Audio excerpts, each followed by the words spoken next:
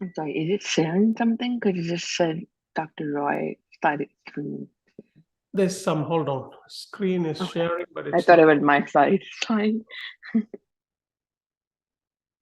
Give me a sec. It's not loading.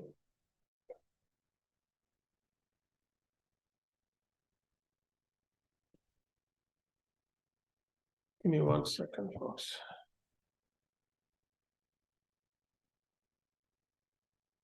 I'm restarting my device. Give me a sec.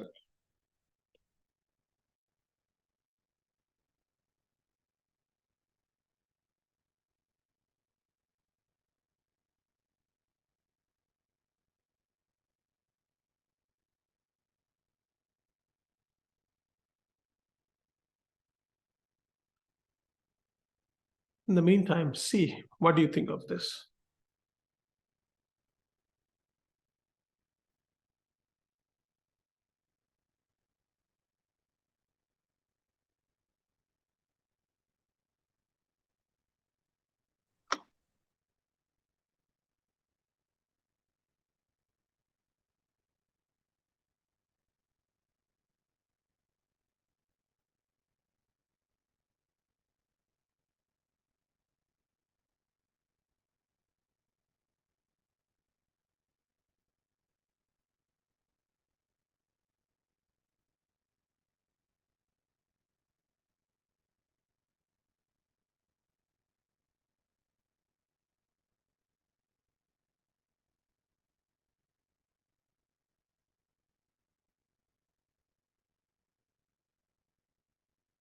Type the answer before we start. Let's see.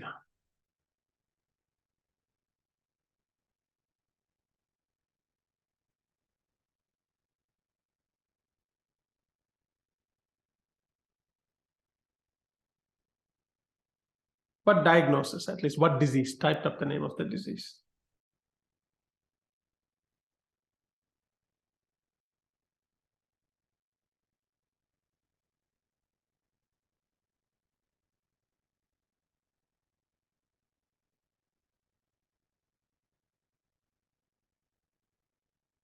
All right, let's come back. Okay, so inflammatory bowel disease. There's two diseases, right? One is Crohn's and ulcerative colitis. When you read a question, you would know it's one of those two. Picking the right one is the most challenging one, folks. Okay. Now, if you see here, we're going to go through Crohn's disease first. Now, when it comes to Crohn's disease, it can affect any portion of the GI tract. Okay, any part of the GI tract, usually terminal ileum and colon. But the key is a skip lesions.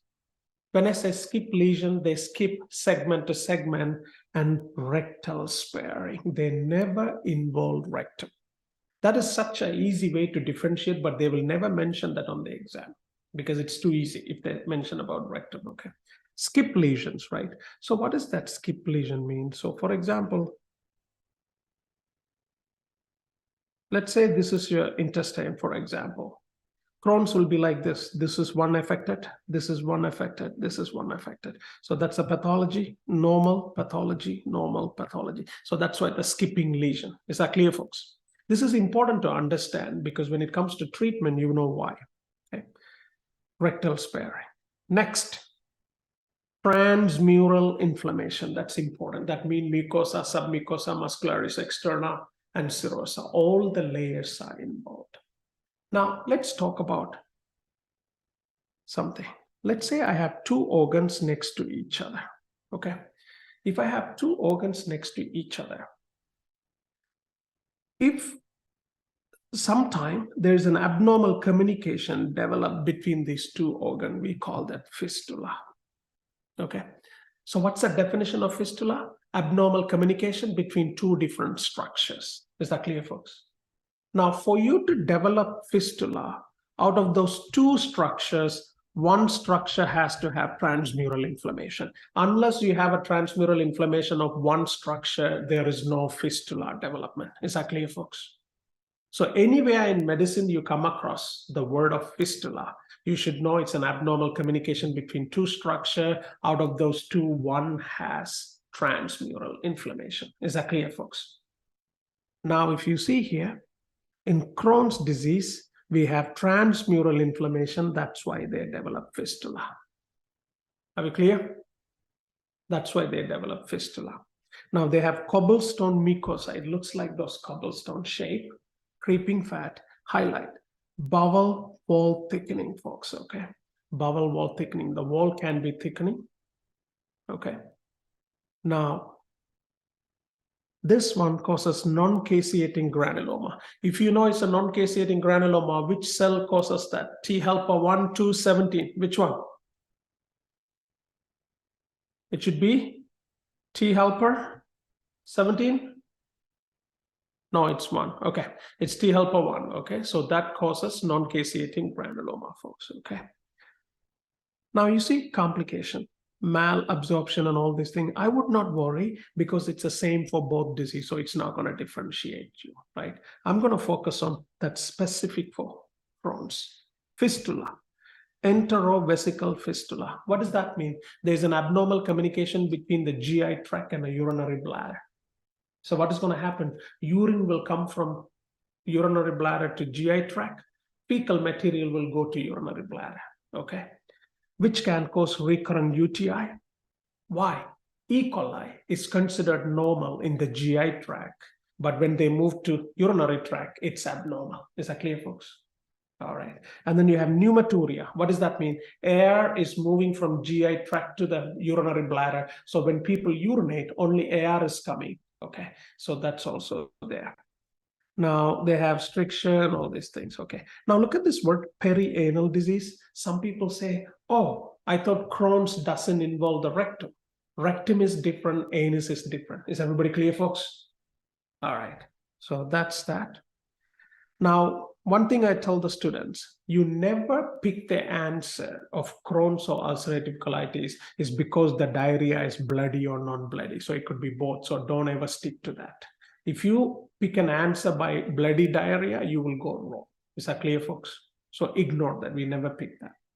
Now, extra-intestinal manifestation. Other than GI tract, what else can happen? I'm going to highlight kidney stone. Kidney stone, especially calcium oxalate, very specific for Crohn's disease. Okay, Crohn's disease associated with kidney stone. Why did I ignore rash and all these things? Because that's common for both. It's not going to help us. Okay. So that's that. To recap, it can affect any part of the GI tract except the rectum, and it's a skip lesion.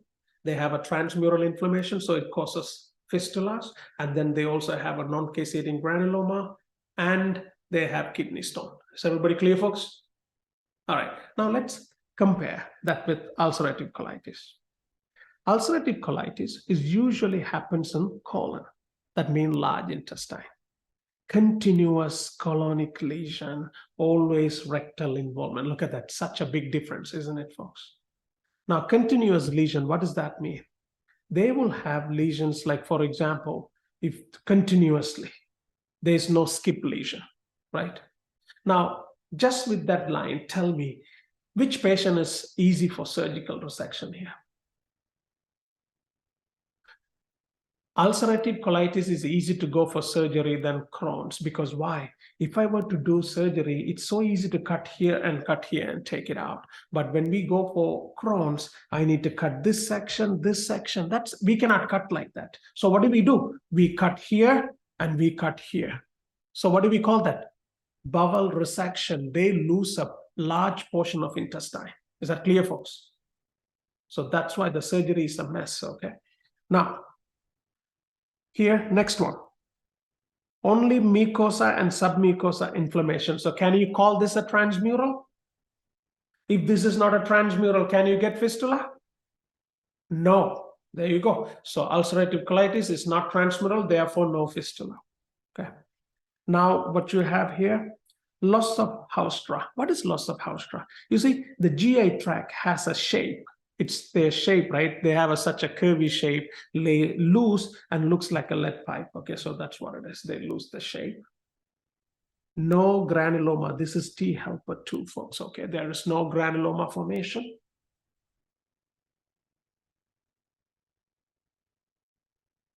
Now, if I say the word ulcerative colitis, you say the word primary sclerosing cholangitis. That's an extra intestinal manifestation, and that checked always in the exam. So people have ulcerative colitis will also have associated problem. Where this is happening? In gallbladder. Primary sclerosing cholangitis is a hepatobiliary problem. So it's happening in the hepatobiliary. So that's extra manifestation. Crohn's, kidney stone. Ulcerative colitis, primary sclerosing cholangitis. Okay, so that's important. So we know enough information to separate. Now let's take a look at the treatment, folks. Okay. Now for Crohn's disease, we give steroid, azathioprine. If I'm giving azathioprine, what's the other medication I shouldn't be given? Type it up. What's the other medication I should not be given?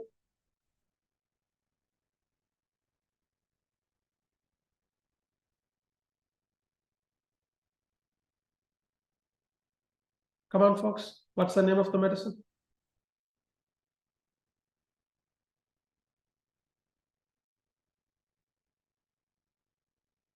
Allopurinol, isn't it? So we cannot give allopurinol, okay? Then we give antibiotic, infliximab. What is infliximab? TNF alpha inhibitor, which makes perfect sense because this is caused by T helper 1, isn't it, folks? Before we prescribe, what do we do? Before infliximab, what should we do?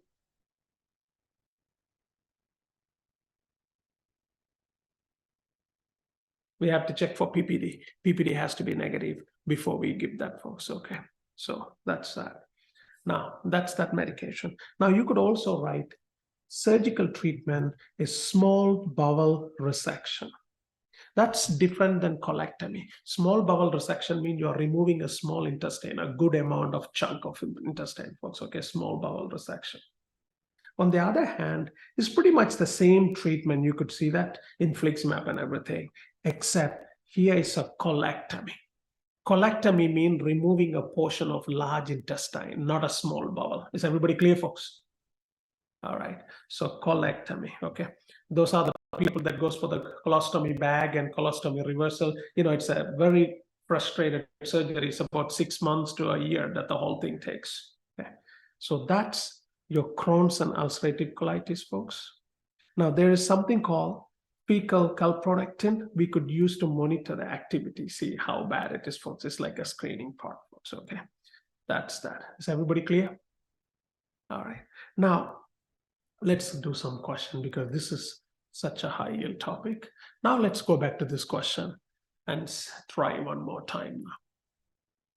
You guys already answered, right? So let's go through. 25-year-old man comes to the hospital due to worsening abdominal pain, distension, nausea, and vomiting for 3 days. One of the key to remember, inflammatory bowel disease tend to be in youngsters, okay? So that's how it starts. He has a 4-year history of recurrent abdominal pain associated with diarrhea and low-grade fever. See, 4 years of diarrhea and low-grade fever. It's inflammatory bowel disease, folks.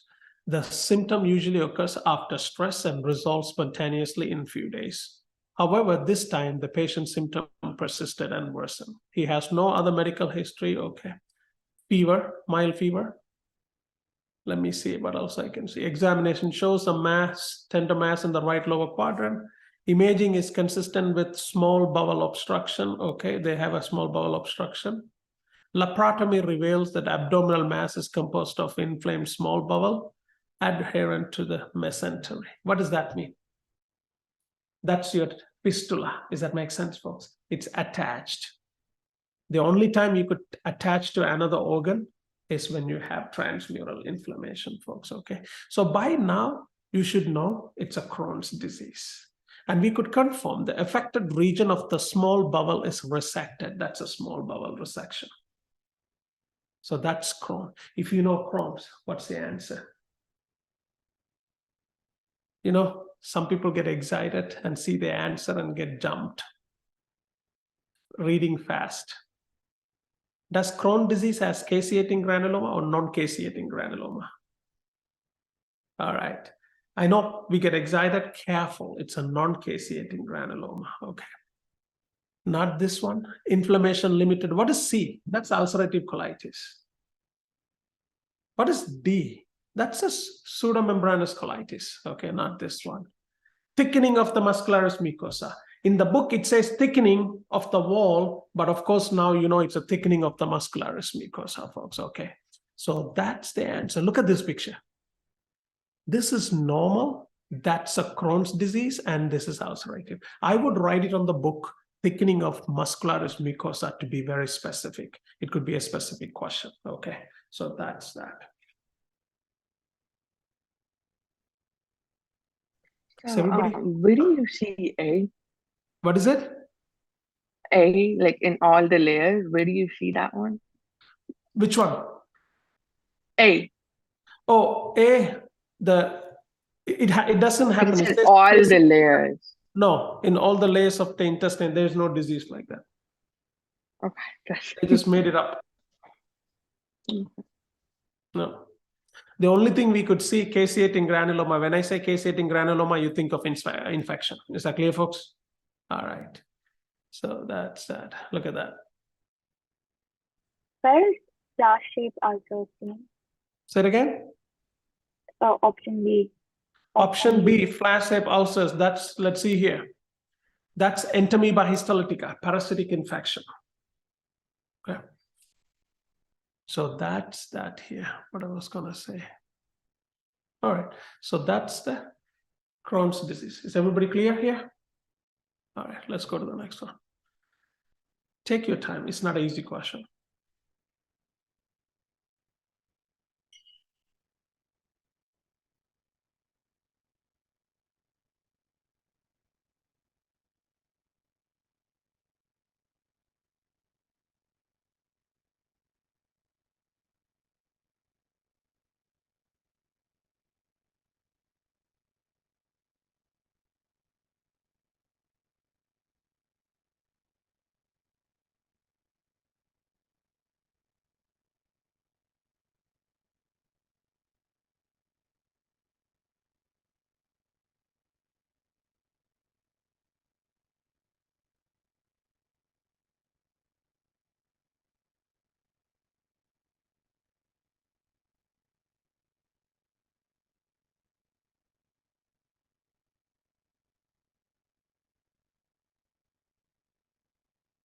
I want the diagnosis and the answer.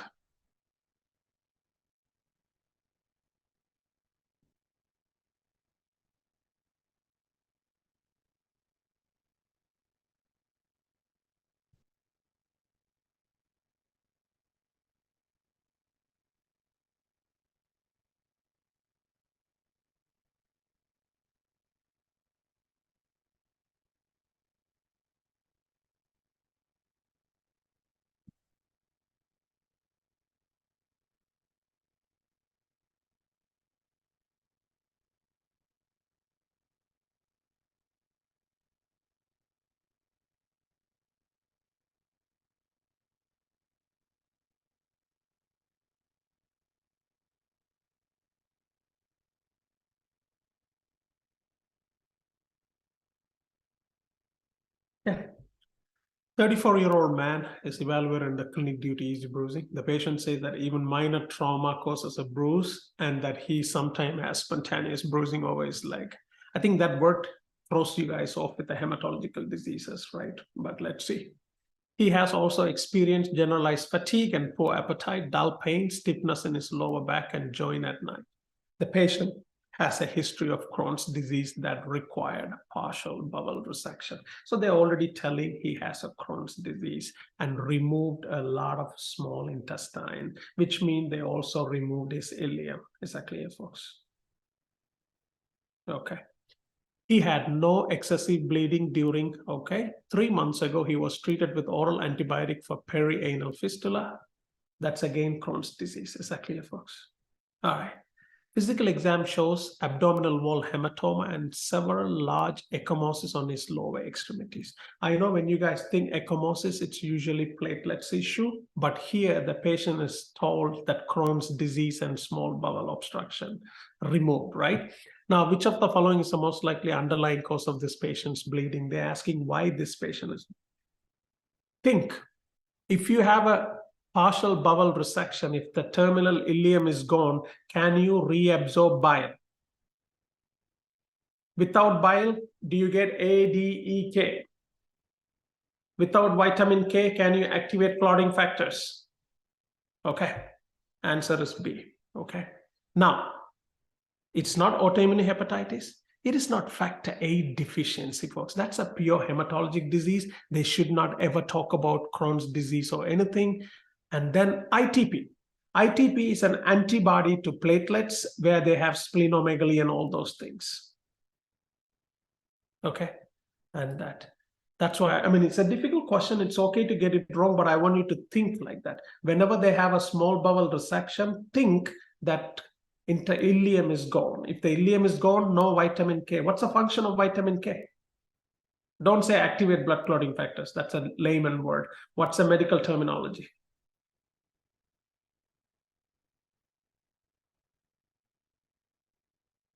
Gamma carboxylation. Okay, that's what we call activating a clotting factor. All right, so that's bile acid malabsorption. Why it doesn't say the percentage for this question, I don't know. All right, so is everybody clear here, folks? So I would write next to Crohn's disease, there is a bile acid malabsorption, then put it, arrow, vitamin K deficiency. You should put that. Okay. I think it's a new question, right? That's what they do. What happened? You said that there's no percentage. Usually when it's a new question, it's this 2023 version. Maybe they fixed the question or something. No, they did something because I know this question for 4 years. It's been there. But So it says they did collecting something. statistics on it. Huh? They say that they're collecting the statistics for the question right next to Oh, correct. it's right there, collecting statistics. I didn't even see it. There you go. So that's that, okay? So, because it's an extremely difficult to think if you don't really think in 1 minute like that. Last one.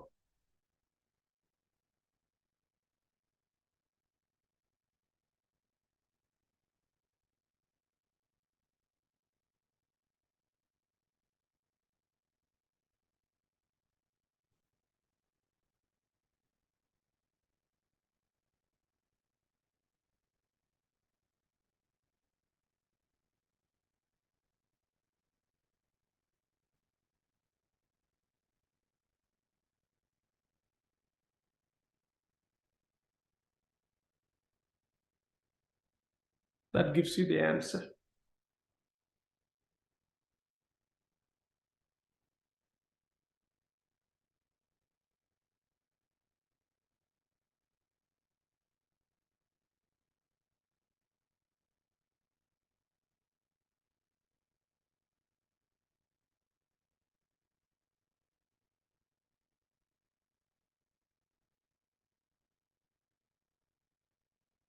All right, so that's a Crohn's disease because you have a fistula with the skin. Okay, so that's a straightforward here. And I have one more. I don't want you to read. What do you see in here? An answer. So let's say here, don't say it.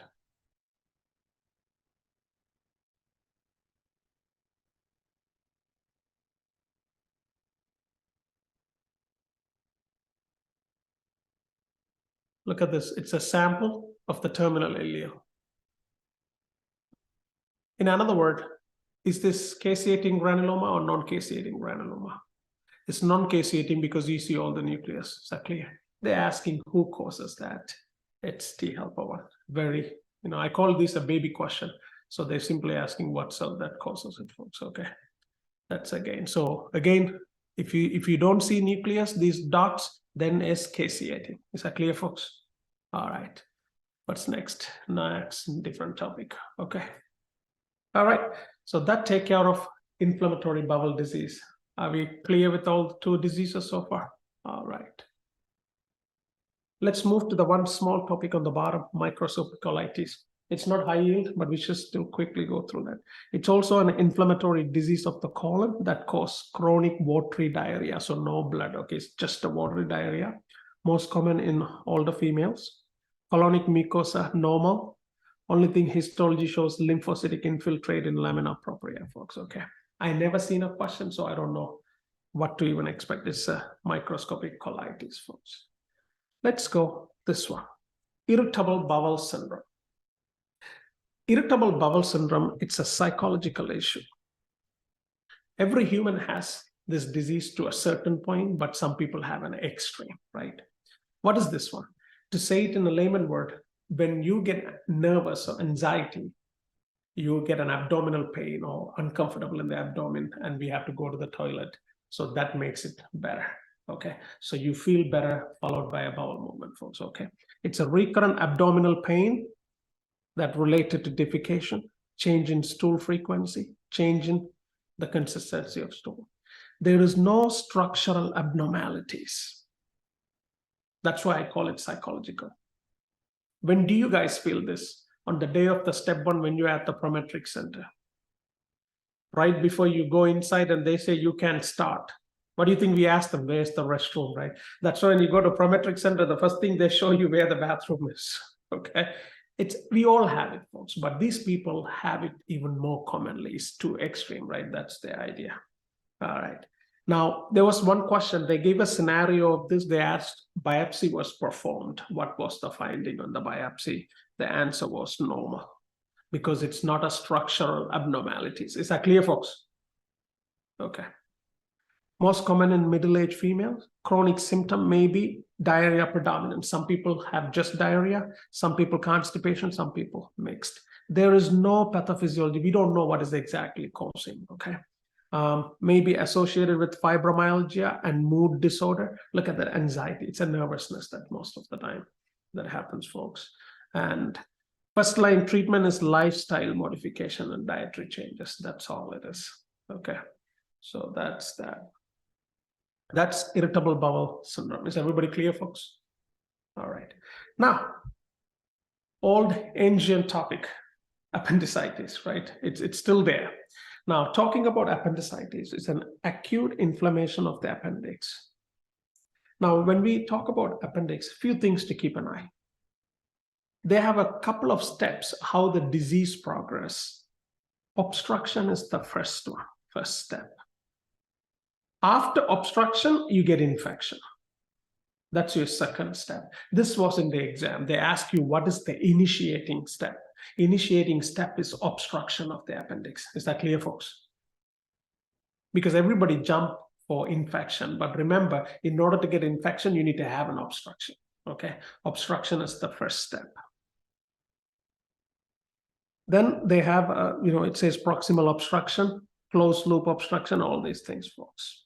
Now the pain, let's talk about that a little bit here. So let's say this is the abdomen, that's the umbilicus. We call this right lower quadrant, left lower quadrant, right? The appendix is actually right here. It's right tiny here, folks, okay? Now, initially, we feel pain around the umbilicus.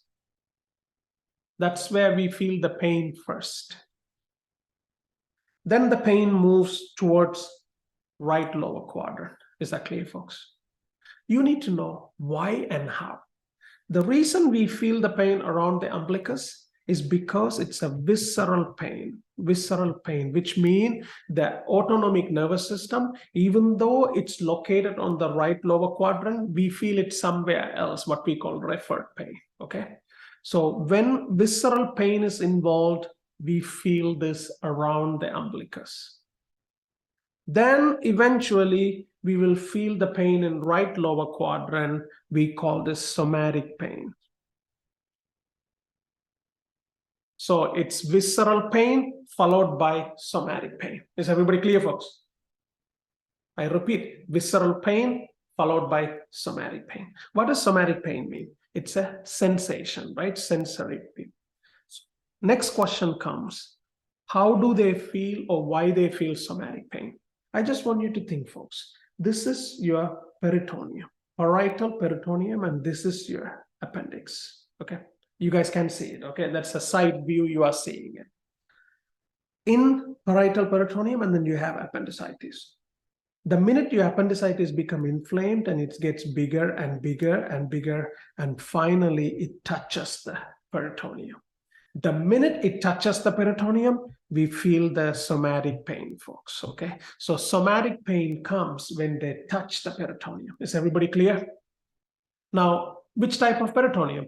parietal peritoneum, not visceral, parietal peritoneum. Okay. Now, if you go here, look at this. First, visceral pain that gives you initial diffuse periumbilical pain.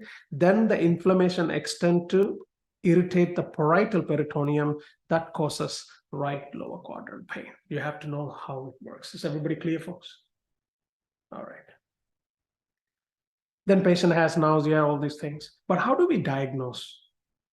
We have to have fever, increased WBC, right lower quadrant pain. These are the three things you need to diagnose appendicitis, folks. Fever, increased WBC, and right lower quadrant pain. Now, it can complicate by perforating, then we call it peritonitis, because when they rupture, they leak inside. It's a mess the minute you get peritonitis. Peritonitis is a fatal infection, folks, okay? Because why? Your peritoneal cavity is a sterile place. You do not want anything in there, folks. They could have psoas sign. These are all physical exam findings. Obturator sign, Ropsig sign. Okay, if you want to know how psoas sign is done, YouTube it. It's all physical exam, how you raise the leg and stuff, folks. Okay. Treatment, appendectomy. Now, there is one more disease that has exactly same presentation of appendicitis. We call that pseudo appendicitis. Type it if you know the name of that disease.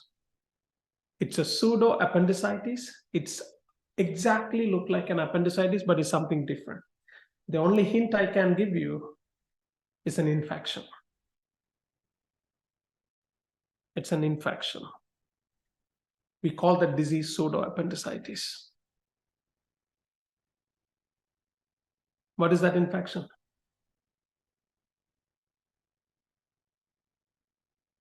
Yersinia enterocolitica. Okay. Yersinia enterocolitica. So when you review Yersinia enterocolitica, they will say the word pseudo appendicitis there, folks. Okay. They give the exact same presentation of this pain. That's Yersinia, folks. Okay. Now, let's take a look at this question since we just did appendicitis. Let's see here. Go for it, folks.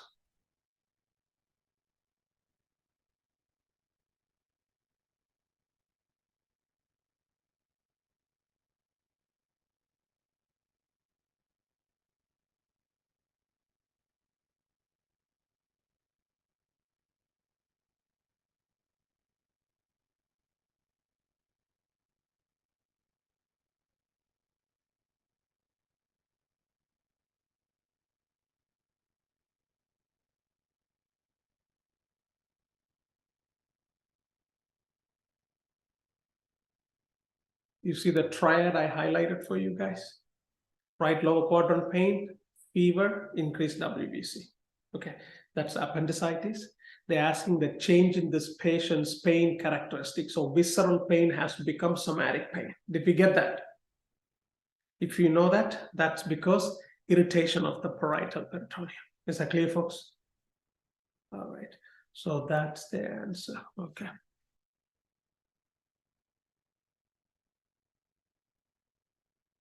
Okay, look at that.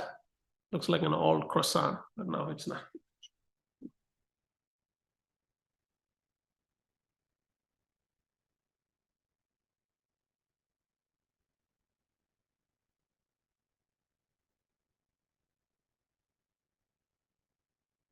Let's see how many people are listening to me by this question.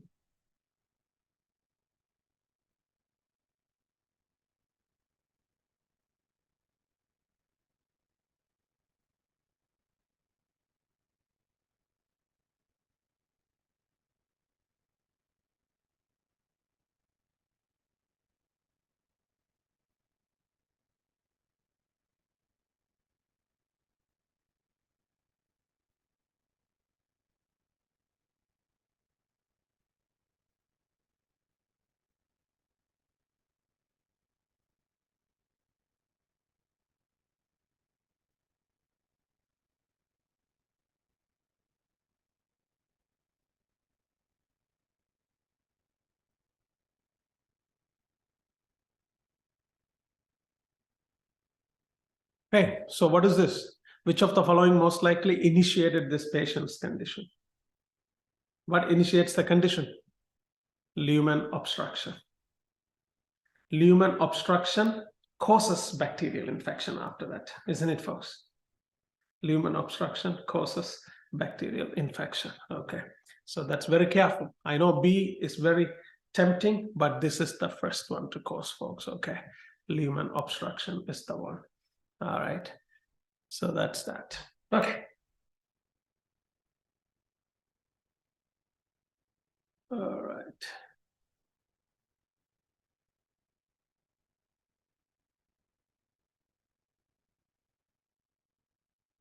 Now, diverticulum. Diverticulum is just a terminology when you have a blind pouch protruding, right? So if you see, let's say this is your GI tract, that's normal. If you were to have a small protrusion, right? So let's say it's like this. You see here, this is a pouch, outpouching, isn't it, from the lumen? That's diverticulum, folks, okay? Protruding from the alimentary tract that communicate with the lumen, that's the idea. There's a lot of diverticulum, but the key is there's a two type of diverticulum, true diverticulum and false diverticulum. True diverticulum and false diverticulum. True diverticulum mean the all gut wall layers are outpouching. Mucosa, submucosa, muscularis externa, serosa, all of them. Look at the picture. This is the beautiful picture, folks. Now, false mean only the mucosa and submucosa is outpouching, nothing else. Okay, so that's the idea, folks. So that's the diverticulum. Now we have two diseases here, diverticulosis and diverticulitis. Let's start with diverticulosis. Look at the word osis, that means no inflammation, okay? No inflammation. Many false diverticula of the colon, commonly in the sigmoid, people with more than 60 years of age. If you do a colonoscopy with people who's more than 60, we will find at least one. Okay, unless this guy is like 100% perfect in his diet and healthy, it's very hard. We always find one. What's the main reason? Constipation, increased by intraluminal pressure that causes weakness of the colonic wall. Why do you think increase in intraluminal pressure? Constipation. Imagine, folks, if you have a fecal material obstructing here, the pressure increases here, so they started pushing the wall. Does that make sense, folks? So that's the reason, okay? Associated with obesity, low diet in the fibers, high of fat or red meat. It's basically simple constipation issue that causes it, okay? Often asymptomatic. Sometimes they don't even have any symptoms. Sometimes they have a little abdominal discomfort. Some people can even have a little bleeding, folks. Okay, that's all. So diverticulosis is without inflammation developing that.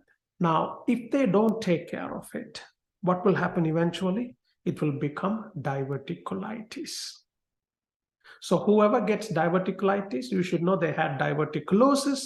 Either they didn't know or they ignored. Okay, so that's diverticulitis. Now, what does that mean? Now this is inflamed. The only thing is this is inflamed, okay? Inflammation of the diverticula with wall thickening, classically causing left lower quadrant pain, fever, leukocytosis. So that looks like increased WBC, fever, and left lower quadrant. It's almost like appendicitis, but opposite side, isn't it, folks? That's why we call this left side appendicitis, okay? Treatment supportive, there's nothing we could do, and we could give antibiotic if it is complicated. What are the complications? Abscess and fistula. Now you should know by the time it makes fistula, there is a transmural inflammation. Is everybody clear, folks? All right. Then you have obstruction and all these perforation, peritonitis. Okay, those are rare, but that's a complication of diverticulitis. Are we clear, folks? All right, so that's that. Go take a break and come back. I forgot the time. It's going.